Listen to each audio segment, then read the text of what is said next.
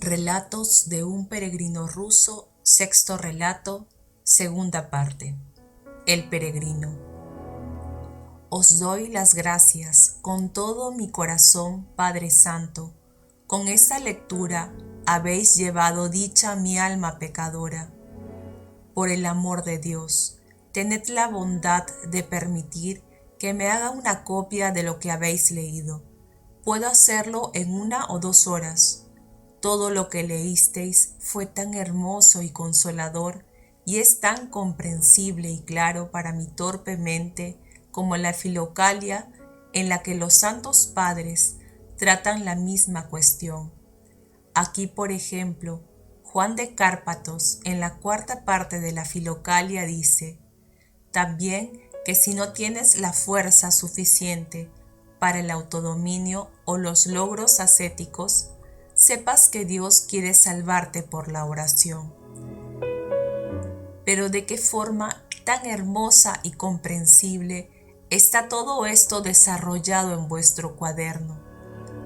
Doy las gracias a Dios ante todo y a vos por haberme permitido oírlo. El profesor: yo también escuché con gran atención y agrado vuestra lectura, reverendo Padre. Todo argumento que repose sobre una estricta lógica es una delicia para mí, pero al propio tiempo me parece que se hace depender en alto grado la posibilidad de la oración continua, de circunstancias que le sean favorables y de una total y tranquila soledad, porque yo convengo en que la oración frecuente e incesante es un medio único y poderoso de obtener el auxilio de la gracia divina en todo acto de devoción para la santificación del alma, y que está dentro de las posibilidades humanas.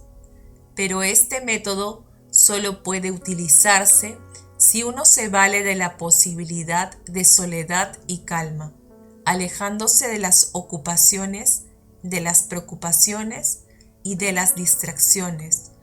Uno puede rezar con frecuencia o incluso continuamente.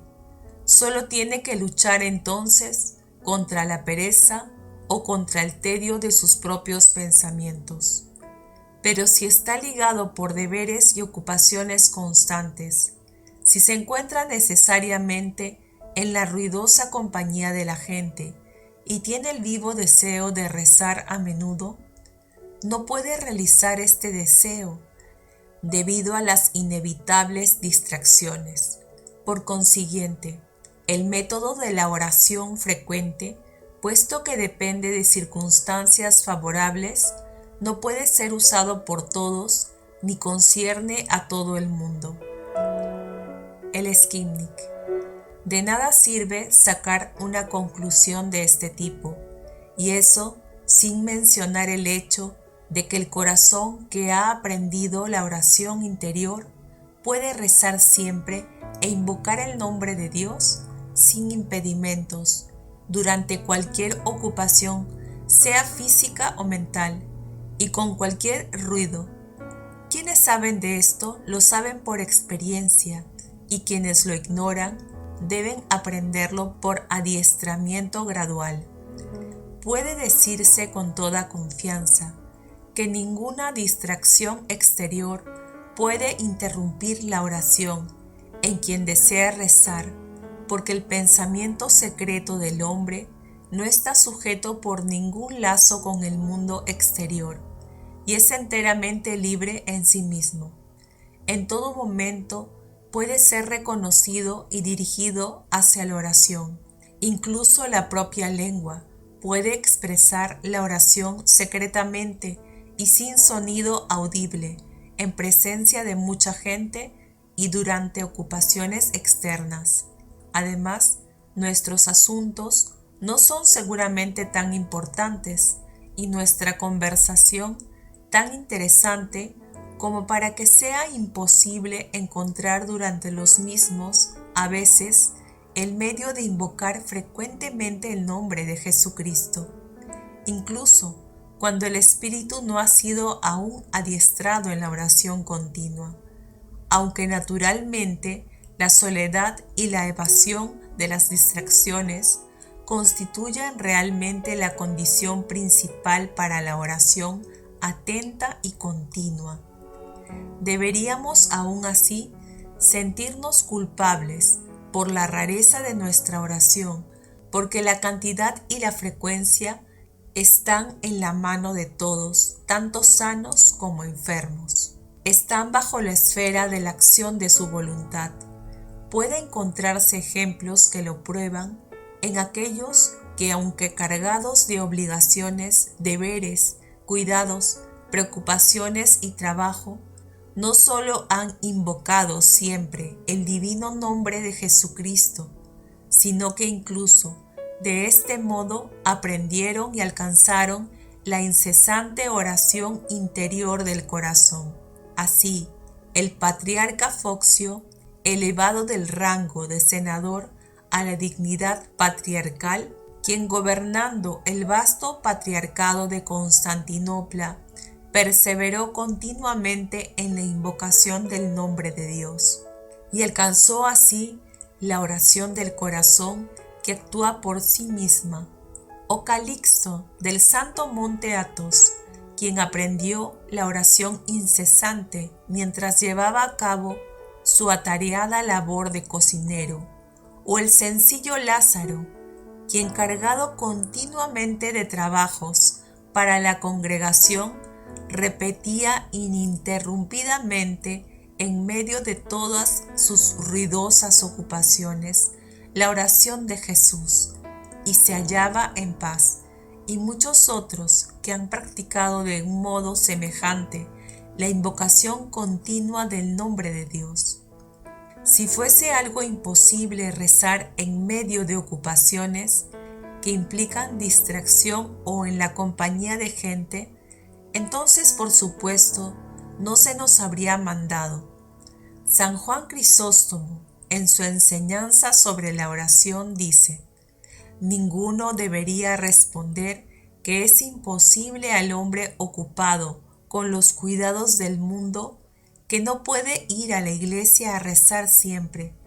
En todas partes, donde quiera que os encontréis, podéis levantar un altar a Dios en vuestro espíritu, por medio de la oración. Y por lo tanto, es oportuno rezar en vuestro trabajo, de viaje, de pie al mostrador, o sentados en vuestras ocupaciones manuales. En todas partes y en todo lugar es posible rezar, y en efecto, si uno vuelve su atención diligentemente sobre sí mismo, entonces en todas partes encontrará circunstancias apropiadas para la oración, con solo que esté convencido de que la oración debería constituir su principal ocupación y tener precedencia sobre cualquier otro deber. Y en este caso, uno naturalmente ordenaría sus asuntos con mayor decisión. En la necesaria conversación con otra gente mantendría la brevedad, una tendencia al silencio y una aversión hacia las palabras ociosas.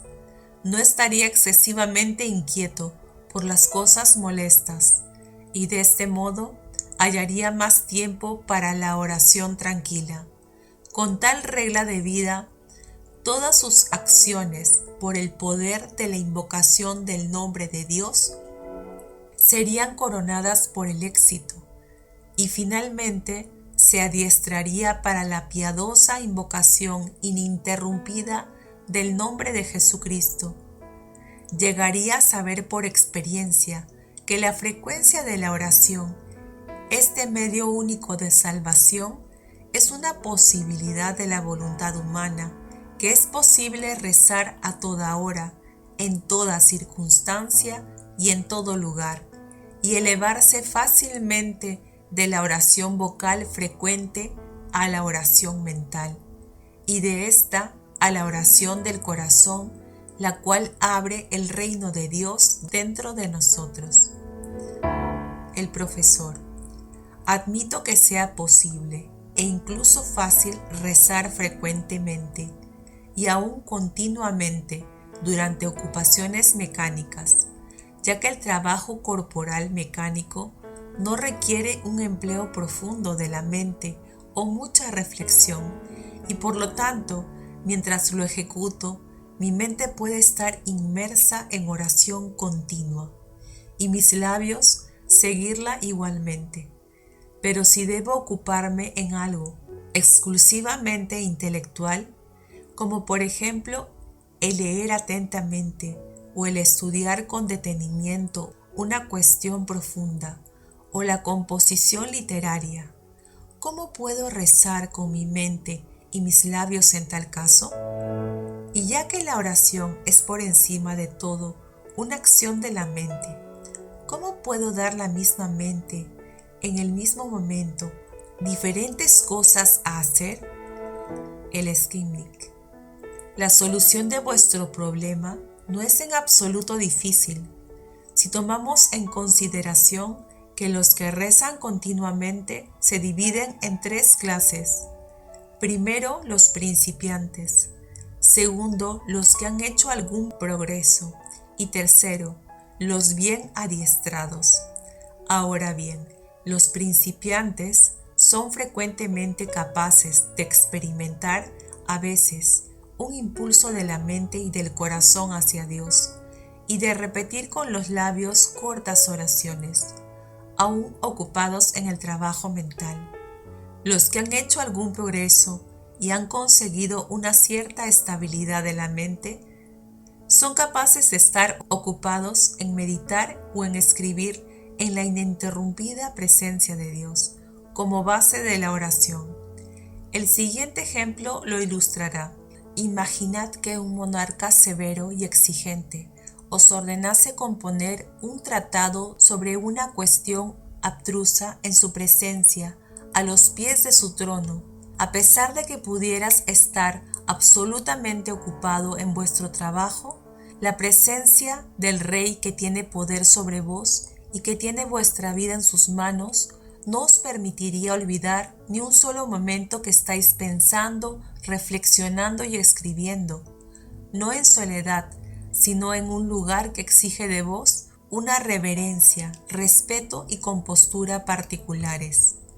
Esta viva sensación de la proximidad del Rey expresa muy claramente la posibilidad de estar ocupado en incesante oración interior, aún durante el trabajo intelectual. Por lo que respecta a los otros, aquellos que por el hábito prolongado o por la gracia de Dios han progresado en la oración mental hasta alcanzar la oración del corazón. Estos no rompen su oración continua durante profundos ejercicios intelectuales, ni tan siquiera durante el sueño.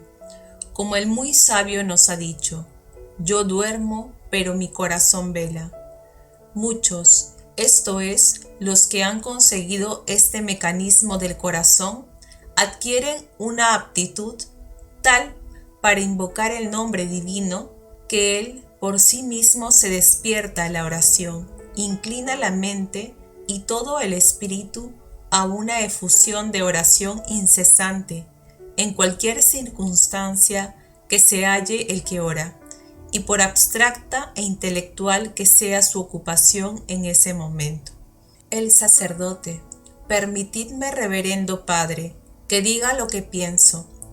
Dadme la oportunidad de decir un par de palabras. Estaba admirablemente indicado en el artículo que leísteis que el único medio de salvación y de alcanzar la perfección es la oración frecuente, de cualquier tipo. Pues bien, yo no entiendo muy bien esto, y me parece así.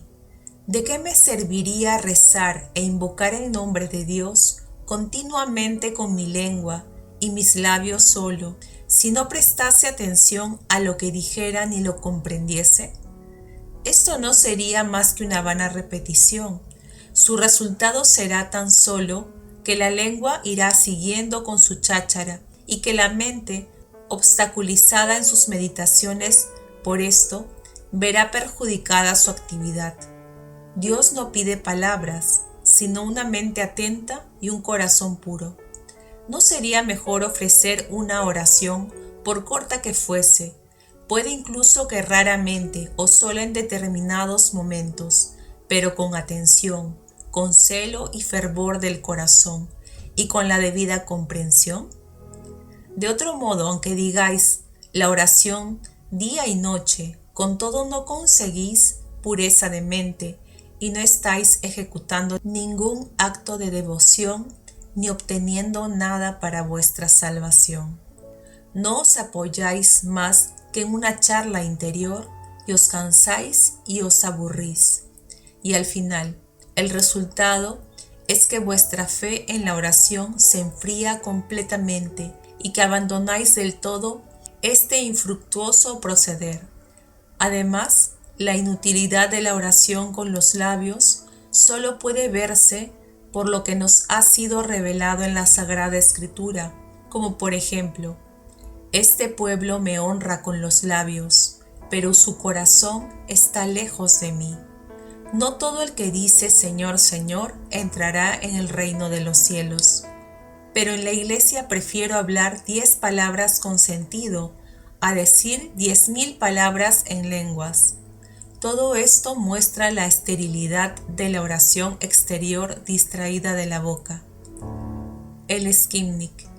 Podría haber algo de cierto en vuestro punto de vista si al consejo de rezar con la boca no se añadiese la necesidad de que ello sea de continuo.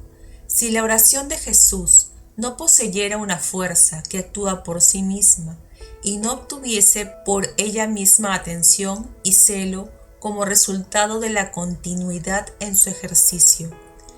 Pero como el asunto ahora en cuestión es la frecuencia, la duración y el carácter ininterrumpido de la oración, a pesar de que pueda ser llevada adelante al principio distraídamente o con sequedad, entonces, por este mismo hecho, las conclusiones que equivocadamente sacasteis paran en nada.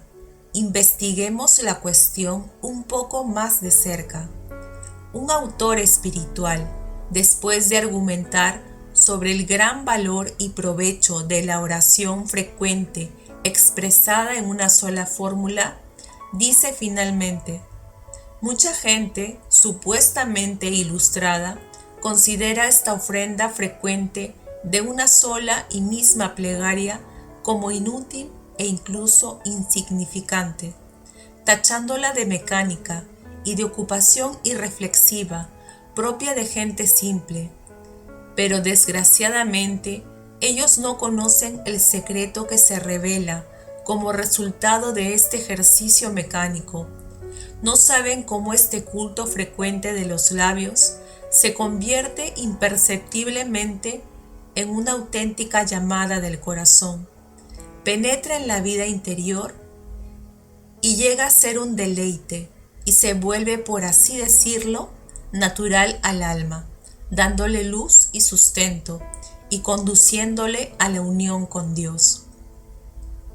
Estos críticos me hacen pensar en unos niños pequeños a quienes se les enseña el alfabeto y a leer.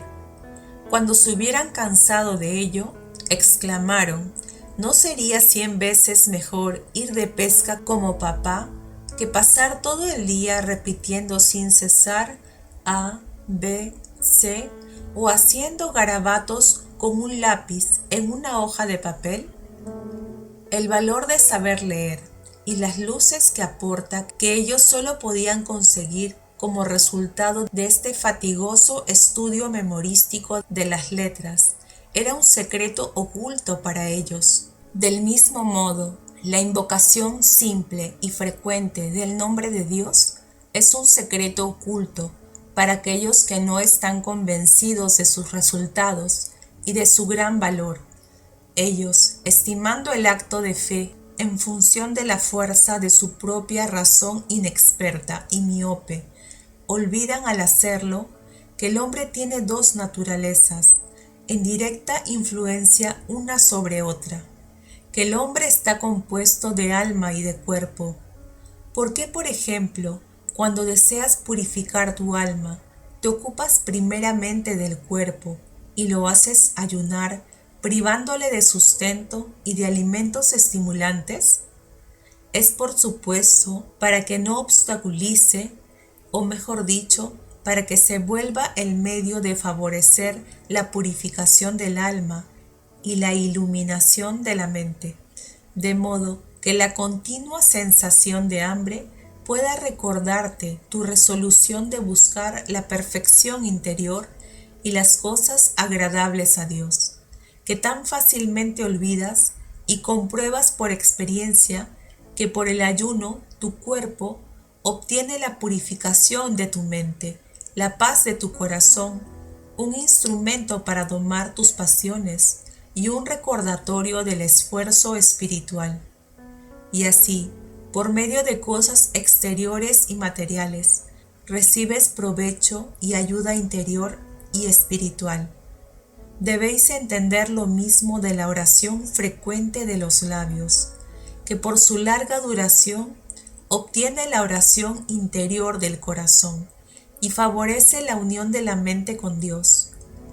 Es vano imaginar que la lengua fatigada por esta frecuencia y esta estéril falta de comprensión se verá forzada a abandonar enteramente como inútil este esfuerzo exterior de la oración. No, la experiencia muestra aquí justo lo contrario. Aquellos que han practicado la oración incesante nos aseguran que lo que sucede es esto: el que ha decidido invocar sin cesar el nombre de Jesucristo, o lo mismo rezar la oración de Jesús continuamente, encuentra al principio naturalmente dificultades y tiene que luchar contra la pereza, pero cuanto más tiempo y más duramente se esfuerza en ello, tanto más se familiariza imperceptiblemente con esta tarea, de tal modo que al final los labios y la lengua adquieren tal capacidad de moverse por sí mismos que incluso sin ningún esfuerzo por su parte, ellos mismos actúan irresistiblemente y rezan la oración silenciosamente. Al mismo tiempo, el mecanismo de los músculos de la garganta se reeduca de tal modo que al rezar empieza a notar que el decir la oración es una de las propiedades esenciales y perpetuas de sí mismo, e incluso siente cada vez que se detiene como si algo le faltase. Y de esto resulta que su mente empieza a su vez a doblegarse a escuchar a esta acción involuntaria de los labios, y resulta avivada por ello a la atención, lo que finalmente se convierte en fuente de delicias para el corazón y auténtica oración.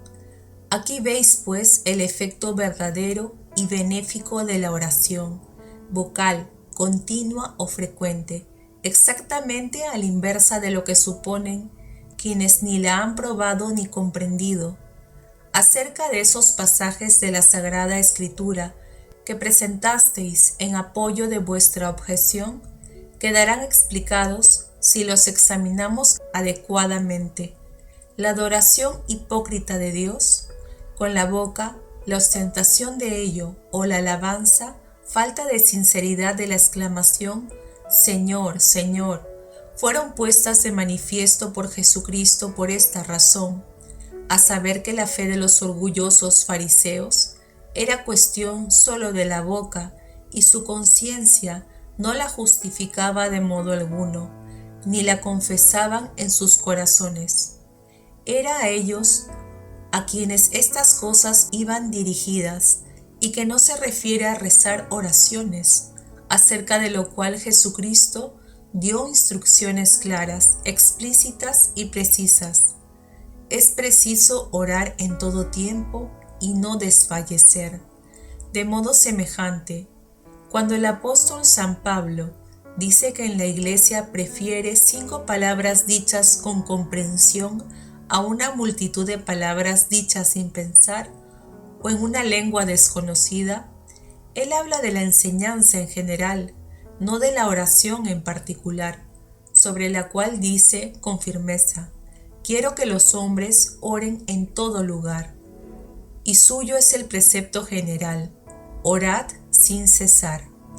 ¿Veis ahora cuán provechosa es la oración frecuente, con toda su simplicidad, y qué seria reflexión requiere la comprensión adecuada de la Sagrada Escritura? El peregrino. Así es, en verdad, reverendo Padre. He visto muchos que bien simplemente, sin las luces de ninguna instrucción y sin saber siquiera lo que es la atención, ofrecían incesantemente con su boca la oración de Jesús. Yo les he visto alcanzar el grado en que sus labios y su lengua ya no podían ser contenidos de decir la oración.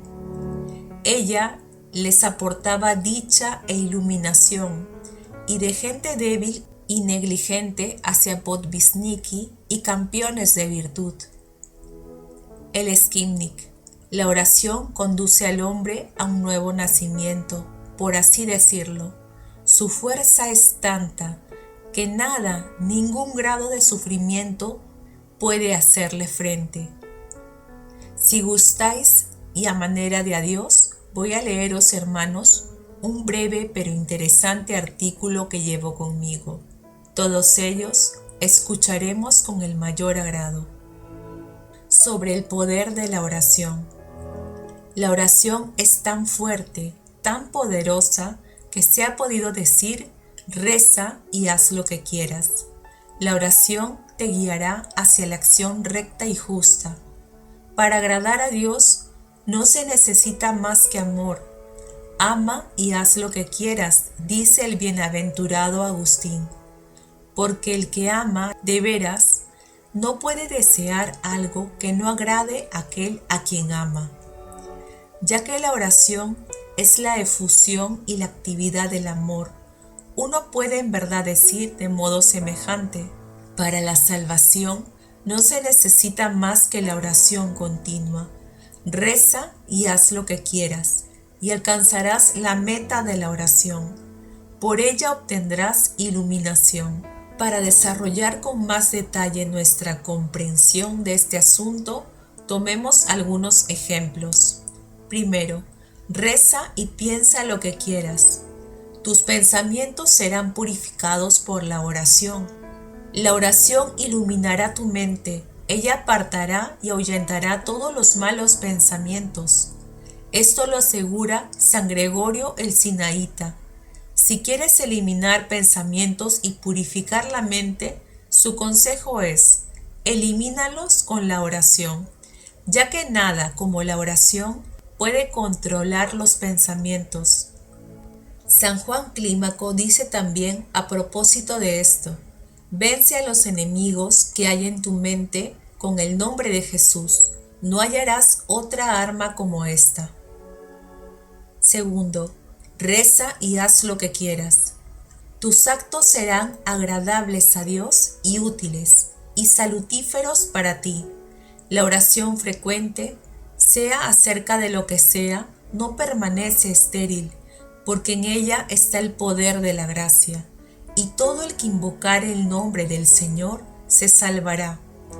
Por ejemplo, un hombre que había rezado sin resultado y sin devoción, obtuvo por esta oración claridad de entendimiento y una llamada al arrepentimiento. Una muchacha, dada a los placeres, rezó de vuelta a su casa, y la oración le mostró el camino de la vida virginal y la obediencia a la enseñanza de Jesucristo. Tercero, reza y no te afanes mucho en dominar tus pasiones por tus propias fuerzas.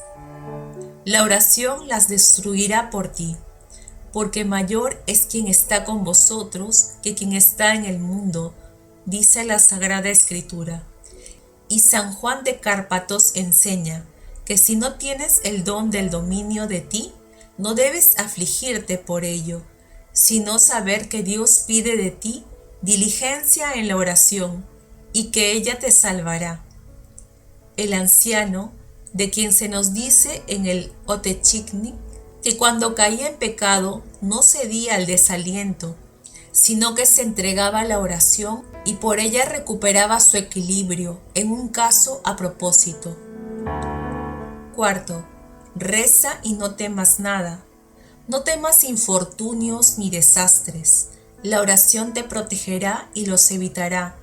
Recuerda a San Pedro, quien tenía poca fe y se hundía, o San Pablo que rezaba en prisión, al monje que por la oración fue liberado de los asaltos de la tentación, a la chica que fue librada de las malas intenciones de un soldado como resultado de la oración, y casos semejantes que ilustran el poder, la fuerza y la universalidad de la oración de Jesús.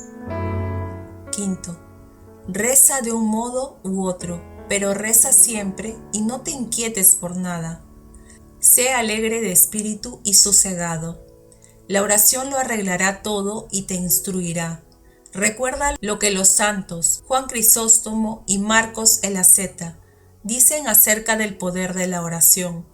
El primero declara que la oración, incluso ofrecida por nosotros, que estamos llenos de pecado, nos purifica enseguida.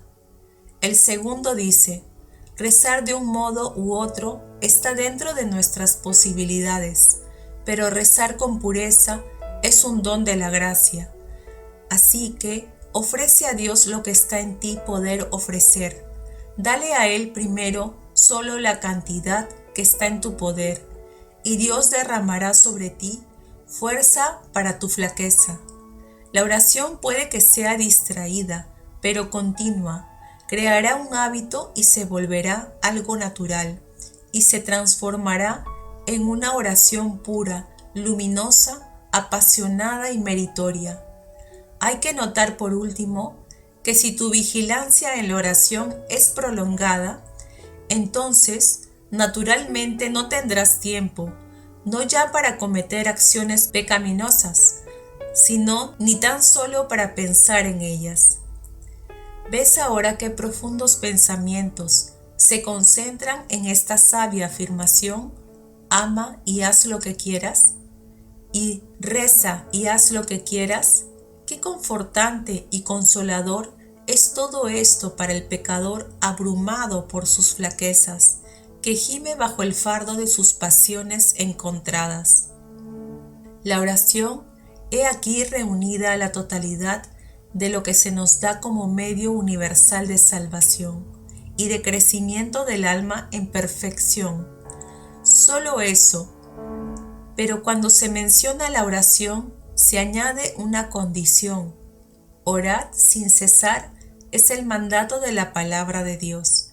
Por consiguiente, la oración muestra su más efectivo poder y su fruto cuando es ofrecida a menudo, incesantemente, porque la frecuencia de la oración pertenece sin duda a nuestra voluntad, así como la pureza, el celo y la perfección en la misma son el don de la gracia.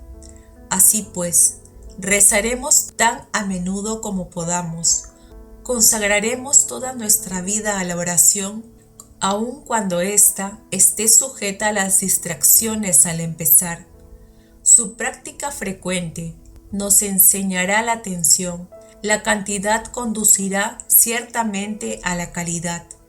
Si quieres aprender a hacer bien alguna cosa, sea lo que sea, debes hacerla lo más a menudo posible, dijo un experimentado autor espiritual. El profesor: verdaderamente la oración es algo grande, y la frecuencia ferviente de ella es la llave que abre el tesoro de su gracia. Pero cuán a menudo descubro en mí mismo un conflicto entre el fervor y la pereza. Qué dichoso me haría al encontrar el medio de obtener la victoria y de convencerme a mí mismo y despertar a la aplicación constante a la oración. El Skimnik.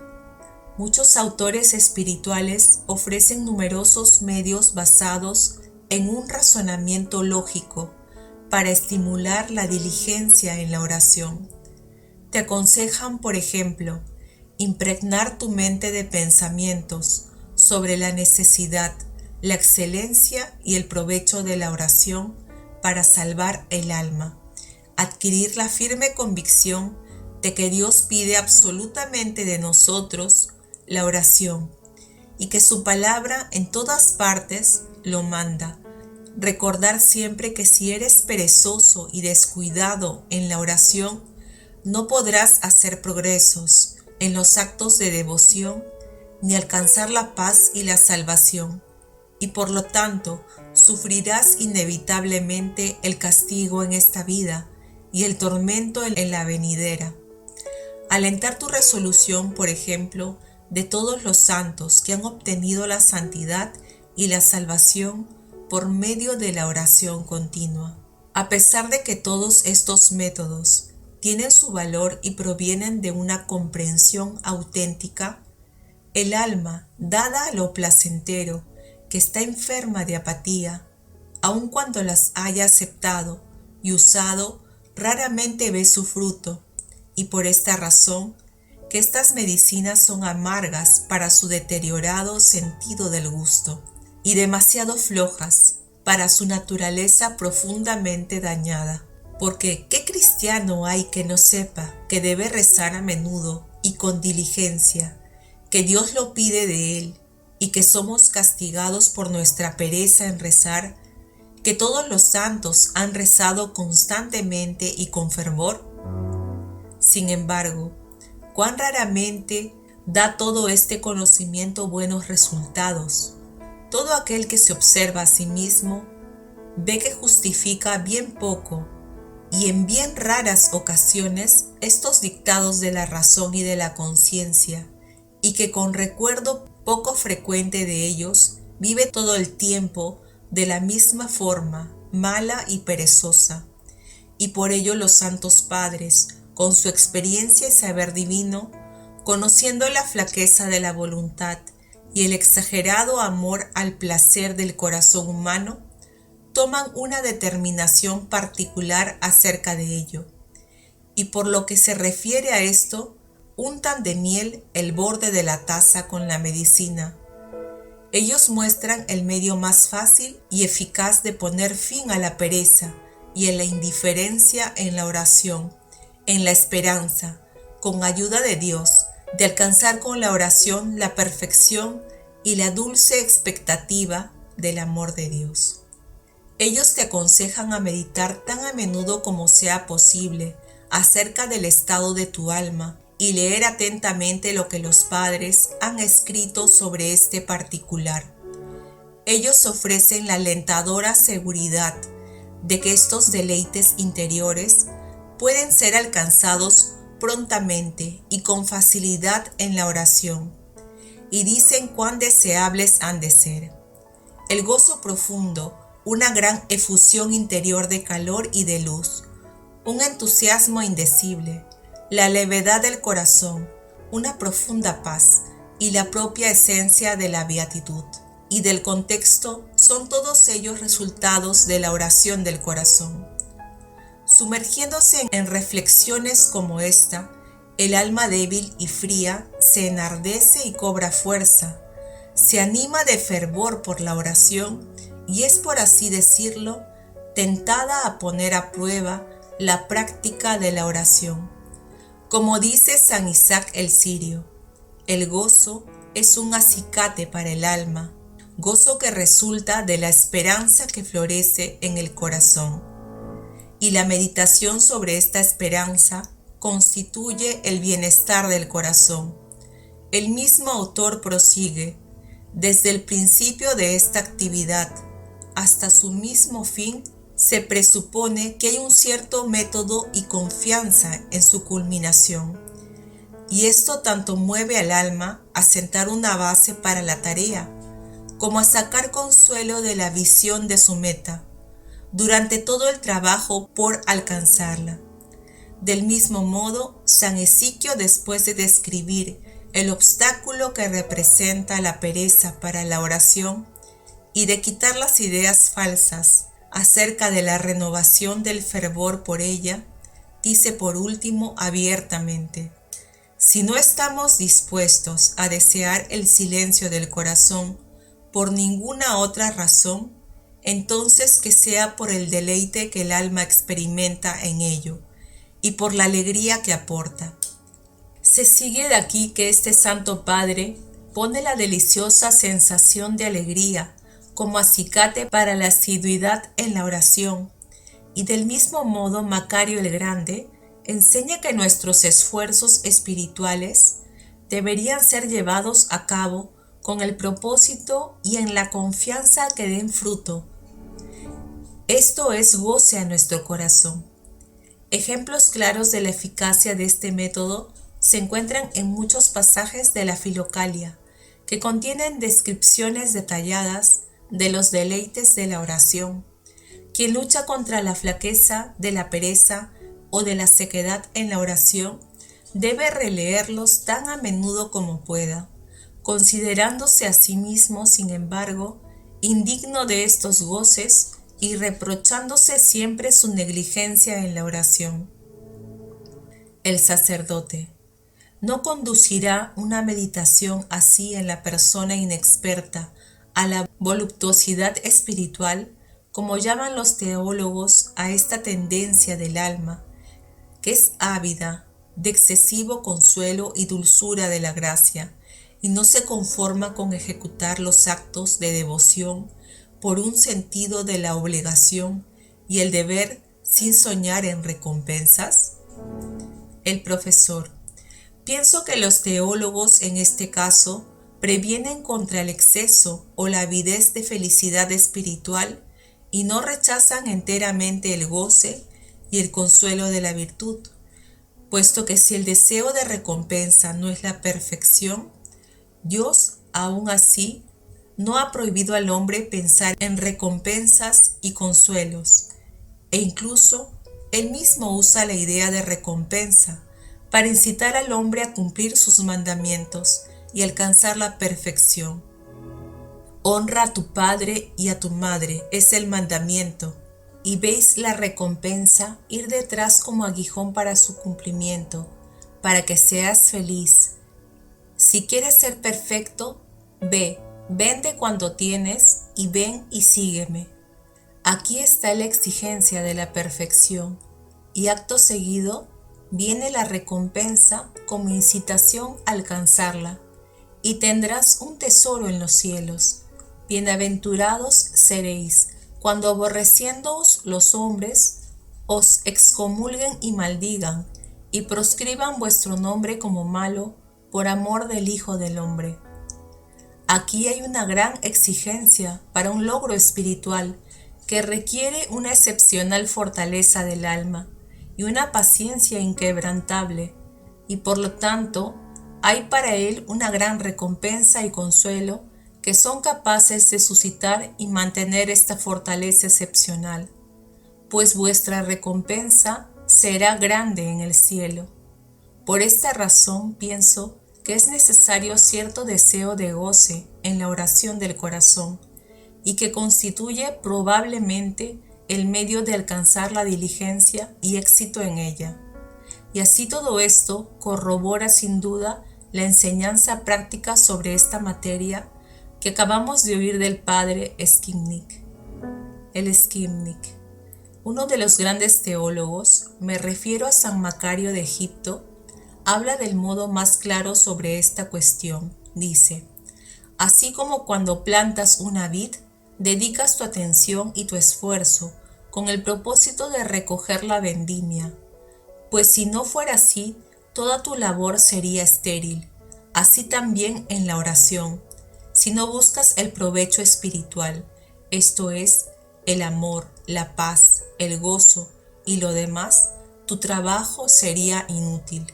Por lo tanto, debemos cumplir nuestros deberes espirituales con el propósito y la esperanza de recoger el fruto, es decir, consuelo y gozo en nuestro corazón. ¿Veis cuán claramente responde el Santo Padre a esta cuestión acerca de la necesidad del goce en la oración?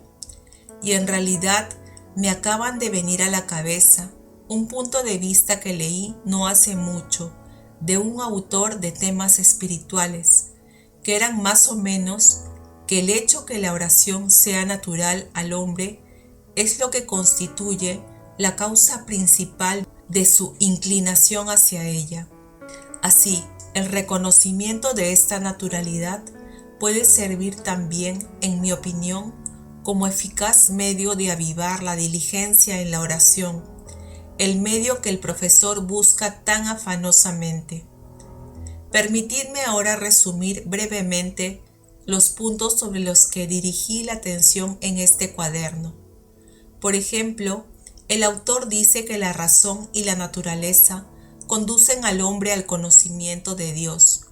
La primera investiga el hecho de que no puede haber efectos sin causa, y ascendiendo por la escalera de las cosas tangibles, de la más baja hasta la más alta, llega al fin a la causa primera, Dios. La segunda exhibe a cada paso su maravilloso saber, su armonía, orden, gradación, y ofrece el material básico para la escalera, que conduce a las causas finitas al infinito. Así el hombre natural llega naturalmente al conocimiento de Dios, y por lo tanto no hay ni nunca lo ha habido ningún pueblo, ninguna tribu bárbara sin el conocimiento de Dios. Como resultado de este conocimiento, el isleño más salvaje, sin ningún impulso exterior, vuelve, por así decirlo, involuntariamente su mirada al cielo, cae de rodillas, exhala un suspiro que él no comprende, con un ser tan necesario, y tiene la inequívoca sensación de que hay algo que lo atrae hacia arriba, algo que lo empuja hacia lo desconocido. Esta es la base de la que parten todas las religiones naturales. Es algo muy notable con respecto a esto, el que universalmente la esencia o el alma de toda religión consista en la oración secreta, que se manifiesta en algún tipo de actividad del espíritu, que es claramente una oblación, aunque más o menos deformada por la oscuridad de la tosca comprensión de los pueblos paganos. Cuanto más sorprendente es este hecho a los ojos de la razón, tanto más se nos impone el que descubramos la causa oculta de esta cosa maravillosa que encuentra expresión en una inclinación natural a la oración. La respuesta psicológica a esto no es difícil de hallar. La raíz, la fuente y la fuerza de todas las pasiones y acciones del hombre está en su innato amor por sí mismo. La noción profundamente enraizada y universal de la propia conservación claramente lo confirma. Todo deseo humano, toda empresa, toda acción tiene como propósito la satisfacción del amor por sí mismo, la búsqueda de la propia felicidad. La satisfacción de esta exigencia acompaña al hombre natural a lo largo de toda su vida. Pero el espíritu humano no se contenta solo con lo que tiene que ver con los sentidos, y el innato amor por sí mismo nunca mitiga su insistencia. Y así los deseos se multiplican, los esfuerzos por alcanzar la felicidad se intensifican, llenan la imaginación e incitan a los sentimientos a este mismo fin. El flujo de este sentimiento y de este deseo interior es cuando se desarrolla el estimulante natural de la oración. Es un requisito el amor por sí mismo, que alcanza su propósito con dificultad. Cuando menos consigue el hombre natural alcanzar la felicidad, y cuanto más la pretende, tanto más su anhelo crece, y tanto más se encuentra en la oración una salida para éste. Se dirige en petición de lo que desea a la desconocida causa de todo ser. Es así como ese innato amor por sí mismo, el principal elemento de la vida, constituye el estímulo fuertemente enraizado a la oración en el hombre natural. El sapientísimo creador de todas las cosas ha infundido a la naturaleza del hombre la capacidad del amor por sí mismo, precisamente como acicate, para usar la expresión de los padres, que tire hacia arriba del ser caído del hombre y lo ponga en contacto con las cosas celestiales. Oh, si el hombre no hubiese deteriorado esta capacidad, si la hubiese mantenido en su excelencia, en contacto con su naturaleza espiritual, él hubiera dispuesto entonces de un poderoso incentivo y de un medio eficaz de conducirle por el camino de la perfección. Pero ay, cuán a menudo hace de esta notable capacidad una baja pasión, cuando la hace instrumento de su naturaleza animal. El anciano: os doy las gracias con todo mi corazón, mis queridos visitantes. Vuestra salutífera conversación ha constituido un gran consuelo para mí y enseñado en mi inexperiencia muchas cosas de provecho. Que Dios os dé su gracia en recompensa por vuestro edificante amor. Se separan todos. Fin del sexto relato.